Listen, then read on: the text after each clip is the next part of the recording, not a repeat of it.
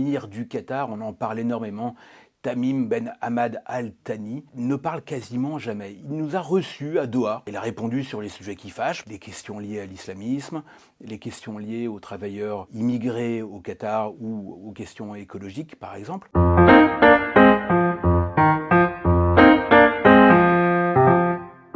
C'est sa première interview en Europe, sa première interview depuis 5 ans tout court. Il est extraordinairement rare dans les médias. L'émir du Qatar, on en parle énormément, Tamim Ben Hamad Al Thani, ne parle quasiment jamais. Il nous a reçus à Doha. Il a répondu sur les sujets qui fâchent, les questions liées à l'islamisme, les questions liées aux travailleurs immigrés au Qatar ou aux questions écologiques, par exemple. Il nous a parlé aussi de beaucoup d'autres choses. Il nous a parlé de l'histoire de son pays, du marché de l'énergie, évidemment ça nous concerne tous. Il nous a parlé des grands équilibres géopolitiques, de la rivalité entre la Chine et les États-Unis. Il se trouve dans une position de pivot. Il nous a parlé de la manière dont il voyait des modèles se concurrencer dans le monde. Vous avez le modèle occidental et puis le modèle de Singapour, par exemple, ou le modèle de Paul Kagame au Rwanda. Nous lui avons posé une question sur les droits des femmes. Il a répondu assez directement. Il a dit « Devant Dieu, nous sommes tous égaux, homme ou femme ». Il nous a parlé évidemment de l'islam, de sa conception personnelle de l'islam. Alors il nous dit, vous savez,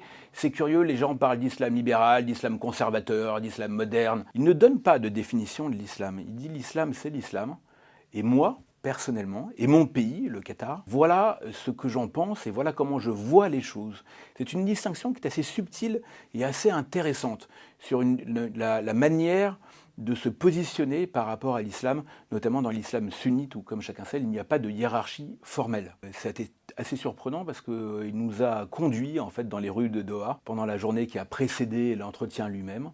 Il conduisait la voiture et il nous décrivait ce qui se passait. Il disait ah, regardez là à droite, c'est là que j'ai rencontré sur les cours de tennis Nasser El Khalifi, qui est le patron du PSG. Il nous décrivait la ville, commentait l'urbanisme, etc., tout en conduisant lui-même, ce qui n'est pas si fréquent. C'est un entretien document, un document utile, parce que c'est un personnage qu'on connaît très peu. Il n'a donné que 2 interviews depuis qu'il règne, c'est-à-dire depuis 2013. C'est un personnage qui dirige un pays très important, à qui on prête énormément d'influence, qui est souvent courtisé, souvent critiqué également.